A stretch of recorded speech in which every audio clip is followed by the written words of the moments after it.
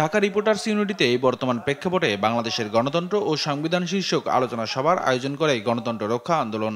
সাংবিধানিক এবং গণতান্ত্রিক অধিকার একটি মানুষের জন্মগত অধিকার, আর সাংবিধানিক এবং গণতান্ত্রিক অধিকার ফিরিয়ে দেওয়ার জন্য নির্বাচন ছাড়া অন্য কোনো রাস্তা নেই। আলোচনায় বিএনপির স্থায়ী কমিটির সদস্য সেলিমা রহমান বলেন, যারা দেশকে অস্থিতিশীল করতে চায় তারাই যুক্তরাষ্ট্রে হামলা চালিয়েছে।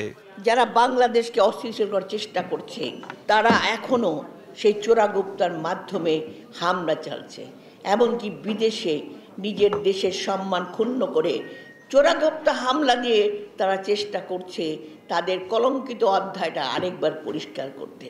এদিকে রাজধানীর গুলশান কার্যালয়ে আমরা বিএনপি পরিবারের পক্ষ থেকে স্বৈরাচার বিরোধী আন্দোলনে হতাহত পরিবারের মাঝে চিকিৎসা সহায়তা প্রদান করেন বিএনপির সিনিয়র যুগ্ম মহাসচিব রুহুল কবির রিজভী।